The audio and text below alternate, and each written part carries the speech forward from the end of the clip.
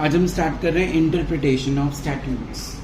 Normally मैं ये inter को ये एंड में पढ़ाता हूँ, लास्ट चैप्टर होता है, बट मैंने अपने एक्सपीरियंस से ये देखा कि जो इंटरप्रिटेशन है स्टैट्यूट्स, अगर हम ये पहले से हमें पता हो तो हम कंपनी लॉ जब पढ़ेंगे तो हमें उसका मीनिंग ज़्यादा क्लियर है। ठीक है, इंटरप्रिटेशन का मतलब क्या होता है?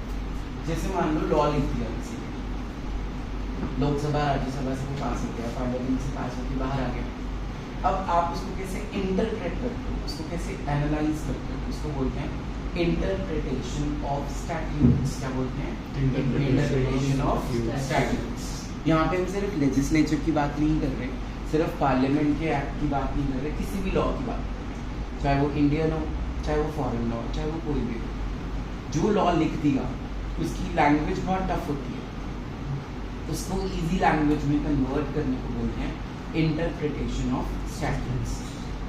ठीक है, अगर आप इसकी बुक रीडिंग करते हो, बुक से अगर आप ये चैप्टर पढ़ते हो आपको बिल्कुल समझ नहीं आएगा, तभी मैंने आपको नोट्स दिए। Let's start. सबसे पहले मैंने मीनिंग लिखा है, understanding the underline meaning of law. इसका मेन जो कीवर्ड क्या है? Underline meaning. बोलो क्या है मीनिंग?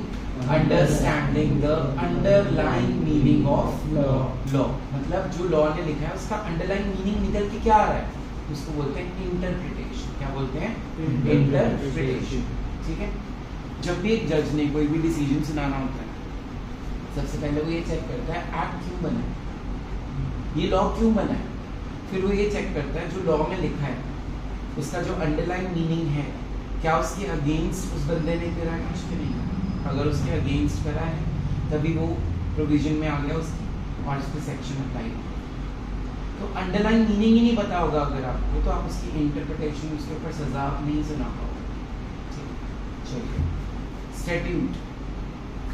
स्टैट्यूट का मतलब जो बचपन से बताया गया होगा, it is the will of the legislature. ठीक है, मतलब बोलना क्या चाहता है। स्टैट्यूट मींस जो ये लॉ लिखा है वो बोलना क्या चाहता है। तो सिर्फ जो लॉज है वो पार्लियामेंट के हाथ में नहीं होते हैं, प्रेसिडेंट के हाथ में भी होते हैं। बताइए बात। All the laws are not lies with only the parliament but with also the president। अब रूल्स दो तरह के होते हैं, एक प्राइमरी रूल्स है और एक सेकेंडरी रूल्स है। दो रूल्स हैं इसके, कौन से? Primary and secondary. So what is interpretation of statutes? To understand the underlying meaning of law। बोलो, to understand the underlying meaning of law। जो लॉ है, जो लेजिस्लेचर है, वो क्या है बेसिकली? स्टैट्यूट क्या है? Will of the legislature. क्या है स्टैट्यूट का meaning? Will of the legislature. इतना क्लियर हो गया? अब इसमें लॉज किसके हाथ में होते हैं मेन हमारे इंडिया में? एक पार्लियामेंट और एक प्रेसिडेंट। और दो रूल्स हम पढ़ने जा रहे हैं। Number 1 primary rules, number 2 secondary rules. सबसे पहले करेंगे हम रूल ऑफ लिटरल कंस्ट्रक्शन। क्या है इसका मतलब? मतलब पूछा है मैंने, नहीं पता? सुनो, तुमने एक लॉ पढ़ा, लिखा हुआ लॉ पढ़ा, तुम उस पर कौन सी लैंग्वेज अप्लाई करोगे? हम मातृभाषा हमारी क्या है? हिंदी। या हम ये कह सकते हैं हम इंग्लिश में पढ़ना चाहते हैं तो पढ़ सकते हैं। तो जो भी इंग्लिश ग्रामर के नॉर्मल रूल्स हैं हम उस पर वो अप्लाई करेंगे। जैसे कोई लाइन तुम्हें समझ नहीं आ रही तो उसका सिंपल मीनिंग निकल के क्या आ रहा है? लॉ में भी जैसे कंसिडरेशन की डेफिनेशन तुमने पढ़ी है, section 2D has abstains from doing, abstained from doing, past, present, future। थोड़ी डिफिकल्ट है, लेकिन नीचे क्या दे दिया होता है उसके बुक के अंदर? In simple words, consideration can be past, can be present, can be future. वो abstains from doing, abstained from doing, पहले पास्ट दिखा देगा, फिर प्रेजेंट दिखा देगा, फिर फ्यूचर दिखा देगा। वो बड़ा डिफिकल्ट हो गया पढ़ना। तो उसको इंटरप्रेट करने के लिए उसको सिंपल भाषा में हम इंग्लिश के रूल्स लगाएंगे कि उसको वो कहना क्या चाहता है। तो literal construction is the primary and the first rule. Literal construction is the primary and the first rule. क्या है इसका मतलब? क्या है, क्या लगाना है उसके ऊपर? सिंपल लैंग्वेज, चाहे वो आप हिंदी लगाओ, इंग्लिश लगाओ, बट नॉर्मली हम इंग्लिश ही लगाएंगे। ठीक है, अपने आप को समझाने के लिए हम इंडियन हिंदी भी लगाएंगे, बट हम ओवरऑल बात कर रहे हैं वर्ल्ड की। तो वो इंग्लिश लैंग्वेज में जो उसके इंग्लिश ग्रामर के सिंपल रूल्स हैं वो उस चीज़ के ऊपर अप्लाई होंगे। ठीक है, so whenever any law is made we should apply normal English grammar और लिटरेचर। क्या अप्लाई होएगा उसके ऊपर? नॉर्मल इंग्लिश ग्रामर और literature. Words used in law, we will be given ordinary, natural and popular meaning. जो भी उस word का क्या निकल के आ रहा है? नॉर्मल मीनिंग, ऑर्डिनरी मीनिंग, या उसका फेमस मीनिंग आप कह सकते हो, है ना। जो भी उस वर्ड का मीनिंग क्या निकल रहा है, क्या क्या लिखा मैंने, natural, ordinary and popular means famous meaning, जो वो निकल के आ रहा है वही उसके ऊपर लगा के देखेंगे और इंटरप्रेट करेंगे कि क्या ये बात बन रही है हमारी या नहीं बन रही। कोई भी लाइन अगर आपको डिफिकल्ट लग रही है लॉ पढ़ते हुए, तो उस पर आप नॉर्मल इंग्लिश लिटरेचर या नॉर्मल इंग्लिश ग्रामर के रूल्स अप्लाई करोगे। उसमें कोई वर्ड है जो वर्ड बहुत ही फेमस है, जो हम नॉर्मल अपना डेली लाइफ में यूज करते हैं, तो उसका जो पॉपुलर मीनिंग होगा वही वहां पे अप्लाई होगा। अगर एक वर्ड के 2-3 मीनिंग्स हैं जो इसमें सबसे ज्यादा पॉपुलर होगा, हम वही उस पर अप्लाई करके चेक करेंगे कि क्या हमारी लॉ की बात बन रही है जो लॉ कह रहा है। ठीक है, rules of normal English grammar will be applied. एक केस का आपने नाम याद करना है, बस नाम याद करना है, HB वर्सेस पवन कुमार। इसके ऊपर सुप्रीम कोर्ट ने लेटरल कंस्ट्रक्शन का रूल लगाया। ठीक है, अब मान लो मैंने एक लॉ बना दिया, मैंने उस पे लॉ पे आशु को बोला कि इंटरप्रेट करते। अब ये इंटरप्रिटेशन में नॉर्मल इंग्लिश लगा के देखता है तो उसका ना मीनिंग एब्सर्ड आ गया। What is absurdity? Nonsense meaning. ठीक है, इसके लिए और अच्छा वर्ड बता दूं, रेपग्नेंसी। क्या होता है? रेपग्नेंसी, कुछ एब्सर्ड, डिफिकल्ट, नॉनसेंस मीनिंग निकल के आ गया। तो अब इस बंदे को ये प्रूव करना पड़ेगा। आशु ने इल्जाम लगाया कि आपका लॉ गलत है, मेरे को प्रूव नहीं करना मेरा लॉ गलत है, इस बंदे को प्रूव करना है कि आपका लॉ के ऊपर जब मैं नॉर्मल इंग्लिश के वर्ड्स लगा रहा हूँ तो एब्सर्ड निकल रहे हैं। फिर हम नॉर्मल वर्ड नहीं, अगर ये प्रूव कर देता है कि हाँ इसका तो गलत मीनिंग निकल गया, एक प्रोविजन कुछ कह रही है, दूसरी प्रोविजन ऑफ द एक्ट कुछ कह रही है, इसने प्रूव कर दी बात, तो अब मैं यहाँ नॉर्मल इंग्लिश नहीं लगा सकता, अब मैं यहाँ सेंसिबल मीनिंग लगाऊंगा। क्या लगाऊंगा? सेंसिबल मीनिंग लगाऊंगा, ताकि वो लॉ जो है मेरा गलत प्रूफ ना हो सके। समझ में आ रहा है? तो HP वर्सेस पवन कुमार एक सुप्रीम कोर्ट की जजमेंट थी जिसमें नॉर्मल कंस्ट्रक्शन, लिटरल कंस्ट्रक्शन लगाई गई थी। ठीक है, नीचे पढ़ो मैंने क्या लिखा। बट मीनिंग अगर नॉनसेंस आया, absurdity, then in such a case we can modify the meaning of the word so that the nonsense meaning is no more. हम उस वर्ड को, अगर वो एब्सर्ड आता है, अगर उसमें रेपग्नेंसी आती है, तो हम उस मीनिंग को नॉनसेंस हटाने के लिए, जो उसमें नॉनसेंस निकल के आ रहा है, उस नॉनसेंस को हटाने के लिए हम उस वर्ड को मॉडिफाई कर सकते हैं। मेरा जो मॉडिफाई वर्ड है उसके 2 मीनिंग्स हैं, या तो आप वर्ड को ऐड ऑन कर दो, उसमें और चीजें क्या कर दो, ऐड ऑन, या उसमें से कुछ चीजें क्या कर दो, कम कर दो, या बड़ा कर दो वर्ड को या छोटा कर दो। तो modify is the main meaning, main keyword, you can modify the meaning of that word. ठीक है जी। The party will have to prove that grammar लगाने से नॉनसेंसिकल मीनिंग आ रहा है, only then we can modify the meaning. अब देखो, जो इल्जाम लगाता है, मान लो मैंने इल्जाम लगा दिया तौशीद पे कि तूने मेरी गाड़ी का शीशा तोड़ा, ठीक है, मनन के साथ मिलकर, तो अब मैंने इल्जाम लगाया तो मुझे ये प्रूव करना पड़ेगा, I have to prove this. वो लोग अपनी जगह पे, उनको प्रूफ देने की जरूरत नहीं है, तो जो इल्जाम लगा रहा है उसको प्रूव करना। पढ़ो, मैंने लिखा है, the party will have to prove. जो पार्टी इल्जाम लगा रही है कि आपकी इंग्लिश लगाने के बाद उसका मीनिंग क्या बन रहा है, एब्सर्ड बन रहा है, रेपग्नेंट बन रहा है, तो उसी पार्टी को प्रूव करना पड़ेगा कि दिस इज रॉन्ग। ठीक है, चलिए नीचे एग्जाम्पल में मैंने लिखा है, मयंक ने अंशुल पे इल्जाम लगाया कि वो पागल है। ठीक है, तो प्रूव मयंक को करना है, अंशुल को नहीं करना है। किसको करना है? मयंक को प्रूव करना है। Supreme Court held in a case that party has to prove its meaning is getting nonsense. जिस पार्टी ने इल्जाम लगाया उसी पार्टी को प्रूव करना पड़ेगा। नहीं पता SC सुप्रीम कोर्ट, CG क्या है, SG क्या है, L क्या है, मैंने नो गलत। Supreme Court held in a case that party has to prove the meaning, that its meaning is getting nonsense. जो इल्जाम लगा रहा है उसी को ये चीज प्रूव करनी पड़ेगी। ठीक है, चलो शिव, नेक्स्ट टॉपिक की प्रोनाउंसिएशन बताओ क्या होगी।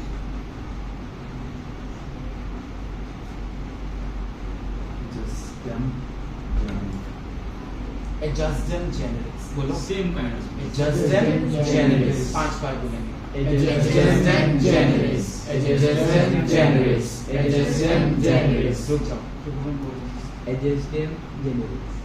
है Adjustum generis. Adjustum generis. Adjustum generis. Adjustum generis. Adjustum generis. Adjustum generis. Style में बोलो adjustum generis. Adjustum generis. चलो it means same kind of species. इसका मतलब क्या होता है? Same kind of species. जैसे मान लो तुम लॉ पढ़ रहे हो, उस लॉ में एक वर्ड आ गया lion, tiger, comma comma and others. अब ये अदर्स में क्या काउ आ जाएगी? लायन टाइगर के साथ अदर्स लिख दिया उन्हें, क्या उसमें काउ आ जाएगी? क्यों? ठीक है, तो अदर्स का मतलब क्या है? Same kind of species.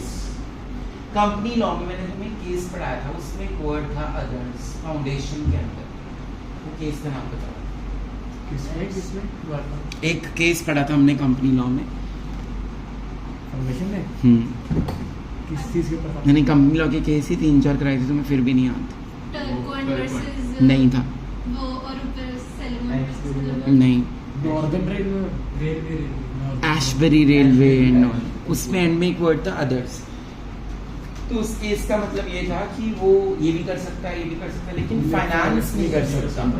तो अदर्स का मतलब सेम काइंड ऑफ स्पीशीज है लॉ में, फाइनेंस अलग वर्ड आ गया, है ना? तो वो केस पढ़ लेना, ये वाला टॉपिक से रिलेटेड है। चलिए, so same kind of species का मतलब समझ आ गया। सेम काइंड ऑफ स्पीशीज का मतलब क्या होता है कि आपने वही वाली स्पीशीज लेनी है जो उसका पार्ट बन रही है। अगर लायन टाइगर है तो उसमें काऊ मत डालो, उसमें वानिका और मुझे मत डालो। हम लोग अगर नॉनवेज नहीं खाते तो, या हम लोग अगर कच्चा फ्लैश नहीं खाते तो हम लोग भी वो वाइल्ड एनिमल्स में काउंट नहीं होते। चलिए, when a statute contains specific words and it belongs to a particular class, but same class is not yet exhausted and then it's followed by general words, word will take its meaning from preceding words which belongs to or belong to same specific words. General class भी उसी को belong करेगा जिसको specific words belong करते हैं। जैसे law आया zoo shall contain lion, tigers and others, तो words belong to a particular specific words that is wild animals. So same class of wild animals उसमें काउंट होंगे, like others में अंशुल, काऊ, कांक्षा भी आ सकते हैं। The answer is no. समझ आ रहा कुछ कि नहीं आया? तो जब भी आपको लॉ में, जब तुम पढ़ोगे कंपनी लॉ, तुम उसमें बहुत चीजें आएंगी जिसमें तुम लिखा होगा एटसेट्रा, अदर्स। तो वो अदर्स का मतलब क्या है? अदर्स का मतलब है जो पहले उसके प्रीसीडिंग वर्ड्स लिखे हैं। लिख लो इसके, जो प्रीसीडिंग वर्ड्स लिखे हैं वहीं से मीनिंग उठाना है। मैंने प्रीसीडिंग लिखा है।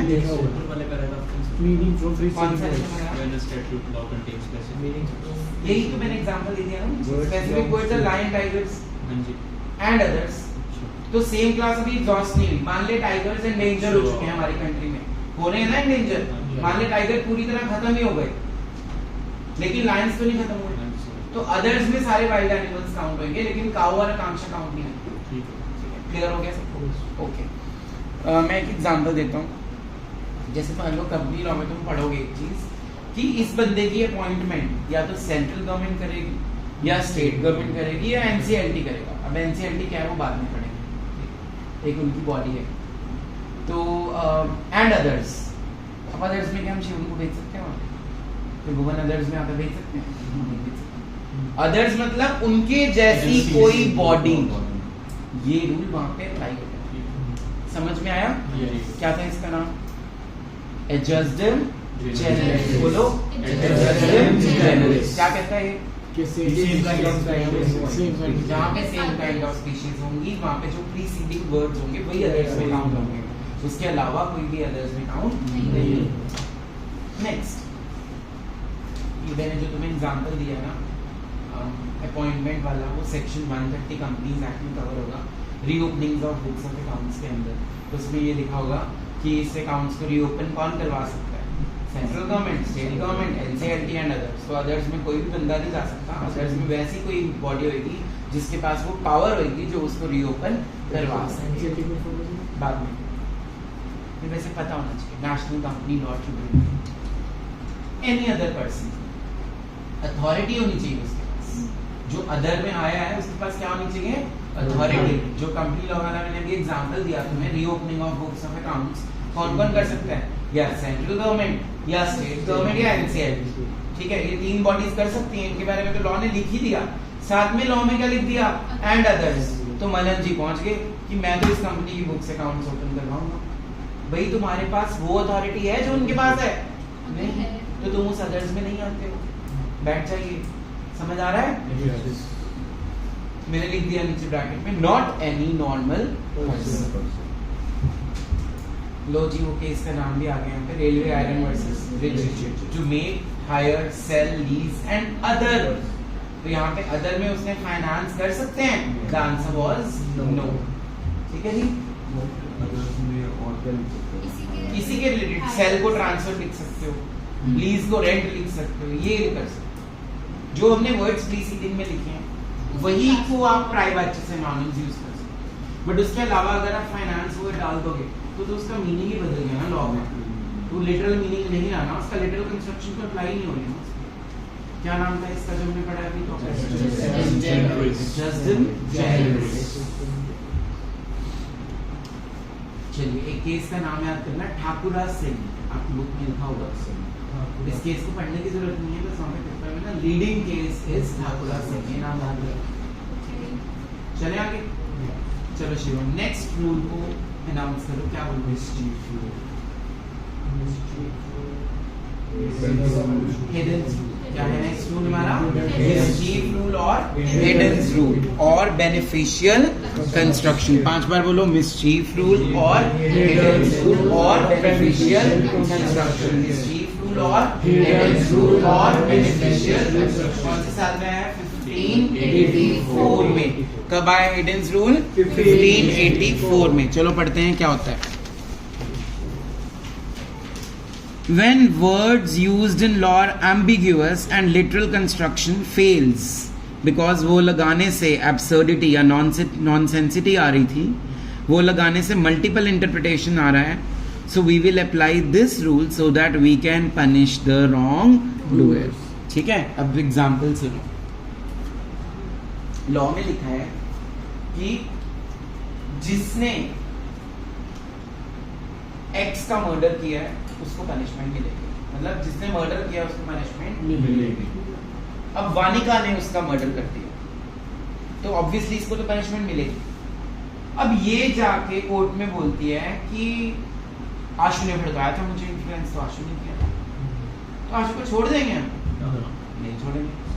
बट जब आशु की सुनवाई हुई वो कहता मैंने तो सिर्फ भड़काया था, मैंने तो मर्डर किया ही नहीं।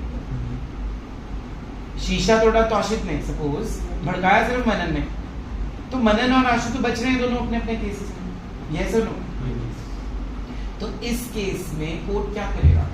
कोर्ट जब भी कोई डिसीजन सुनाएगा ना, पहले वो 4 क्वेश्चन उसके माइंड में आएंगे। ये एक्ट क्यों बना है, इसके रिलेटेड लॉ क्या है, वो लॉ क्या कहता है, लॉ मॉडिफाई क्यों हुआ।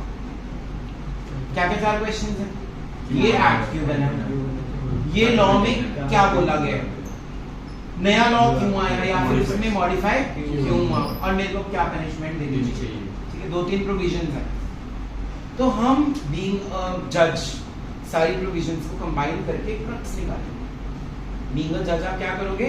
सारी प्रोविजंस चेक करोगे और एक फाइनल कंक्लूजन पे आओगे। तो अब यहाँ पे आशु को छोड़ नहीं सकते या मनन को हम छोड़ नहीं सकते, क्योंकि वो भी उतने ही रिस्पॉन्सिबल हैं जितना मर्डर करने वाले लोग हैं। दोबारा पढ़ो क्या है हिडन रूल।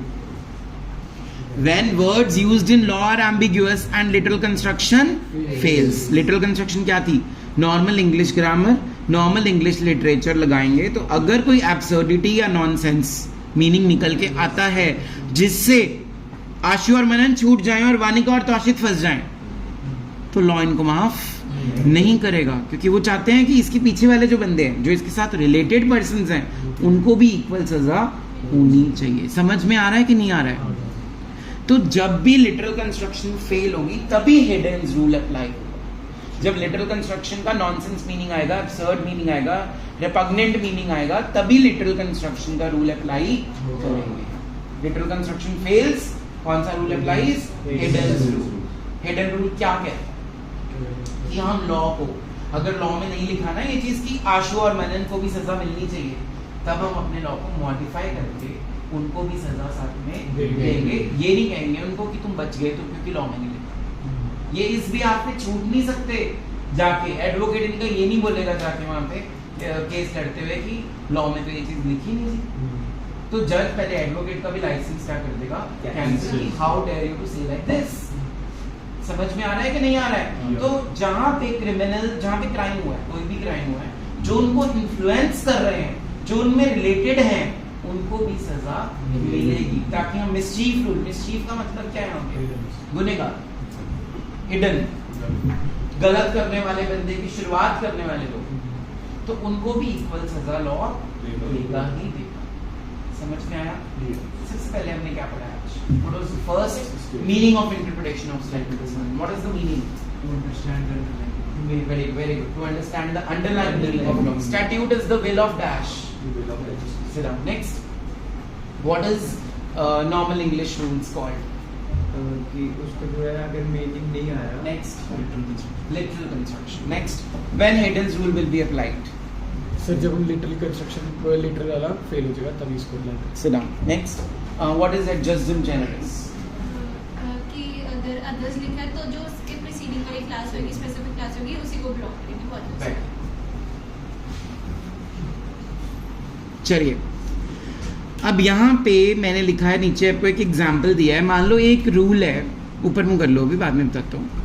मान लो त्रिभुवन इज द कल्प्रिट, ठीक है, और जब हम उसको लॉ को पढ़ रहे हैं तो पहला मीनिंग कह रहा है हाँ हाँ त्रिभुवन को कोई गलती नहीं है, छोड़ दो इसको। लेकिन दूसरा मीनिंग अगर हम उस पर अप्लाई कर रहे हैं तो कह रहा है कि त्रिभुवन तो गुनहगार, कौन सा लगाओगे बीइंग अ जज? क्या क्रक्स निकालेंगे? उसने किया है गुनाह, तो उसको सजा मिलनी चाहिए कि नहीं? तो वहां पे आप नॉर्मल इंग्लिश फेल होगी ना आपकी, वहां पे आप सेंसिबल मीनिंग लगा के उसको सजा दोगे। पढ़ो मैंने क्या लिखा है। मीनिंग 1 क्या कहता है? मिसचीफ छूट जाएगा। दूसरा क्या है?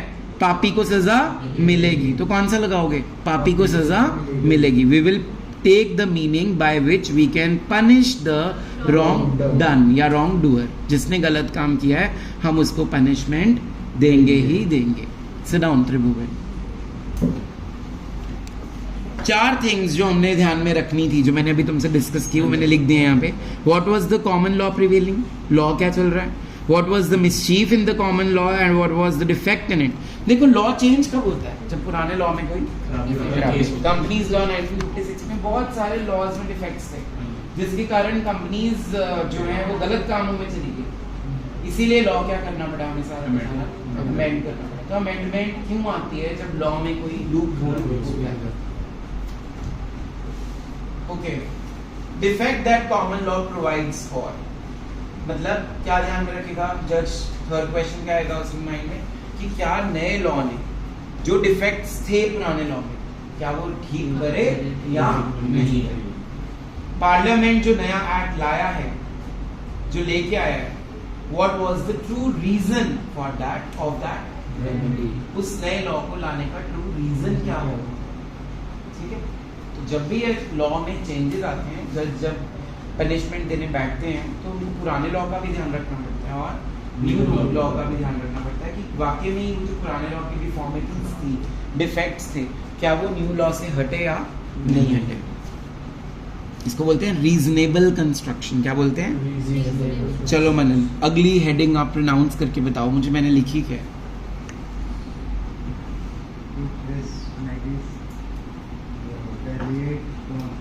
वैलेट, वैलिएट नहीं है, वैलेट। निकालो गूगल, इसकी प्रोनाउंसिएशन सुनो वो क्या बोलती है। Aunty sit down. ये राइट हो गया। इसका मीनिंग ये होता है, ये बोल रहा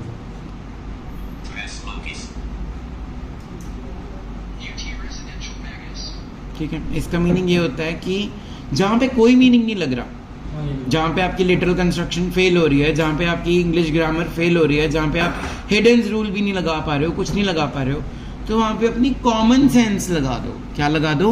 common sense. So we use words in law as ordinary due to which nonsense comes out. So this rule says that we should apply its sensible meaning. ठीक है जी। Next topic is rule of harmonious construction. When on same subject matter there are different provisions and sections, we should punch up all the provisions so that none of the provisions gets avoided. Manan party पे जा रहा है और मनन की मम्मा ने बोल दिया कि बेटा 11 बजे से पहले घर आ जाना. पापा ने बोल दिया नहीं 10 बजे से पहले घर आ जाना. क्या करेगा मनन कि दोनों की बात रखी जाए? तो एक प्रोविजन तो टूट गई लल्लू. 10:30 तो पापा की बात नहीं मान रहे फिर वो. 10 बजे इसका मतलब ये हुआ कि 10 बजे से पहले ही आना है. whichever is earlier. तो जब एक लॉ में किसी भी चीज को लेके 2 सेक्शन होते हैं, 2 प्रोविजंस होते हैं, उन सबको पंच अप कर लो, फिर कंक्लूजन निकालो. और ये ध्यान में जरूर रखो कि कोई भी प्रोविजन हर्ट ना हो. सारी प्रोविजंस पूरी होनी चाहिए. समझ में आया कि नहीं आया? So, conclusion, same subject matter, more than one provision, we will combine all the provisions. मैंने वही example जो मनन वाला दिया लिख दिया. Party example, mom said 11 PM, dad said 10 PM. So come before, so that we can come before 10 PM ताकि हम दोनों provisions का ध्यान रख सकें. लेकिन अगर आप सोच रहे हो 10:30 आएंगे तो पापा की बात कहाँ मान रहे हो आप? चलिए next rule, exceptional construction. Same as before, but here we will not apply normal English literature or grammar. Therefore, it's exceptional construction, that is use of common sense rule, that is reasonable construction. मतलब वही वाली जो saying थी ना अभी जो तुमने Google पे चेक करी है वही common sense लगा. ठीक है जी? कई बार ना बेटा लॉ में और and को एक ही पढ़ा जाता है. and और and and. ठीक है?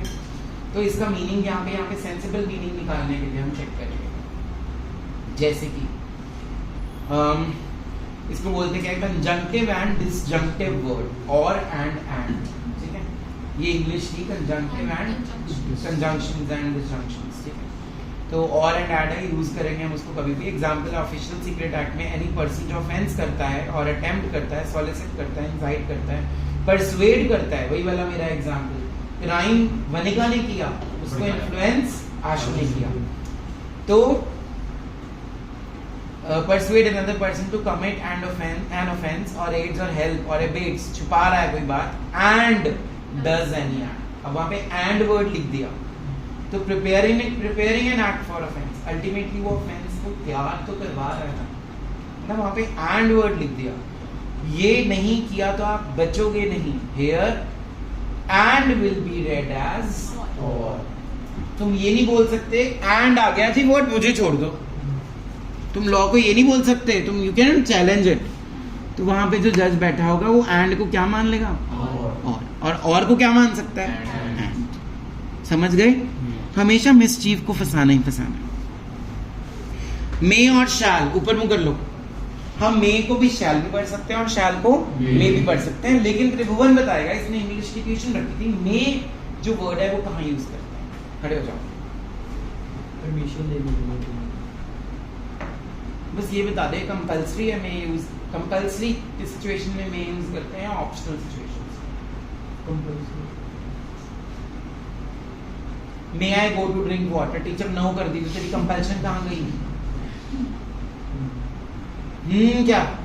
मे is used when it is optional and shall will be used when it is compulsory. पढ़ो. मे के लिए मैंने क्या लिख दिया? ऑप्शनल. एंड शैल के लिए क्या लिख दिया? कंपल्सरी. सो नॉनसेंस को हटाने के लिए they can read may as shall and shall as. तो जब भी आप कोई नॉनसेंस मीनिंग को हटाओगे अपने लॉ में से तो आप मे को क्या पढ़ सकते हो लॉ में? शैल. और शैल को क्या पढ़ सकते हो? मे. ठीक है? Will continue tomorrow.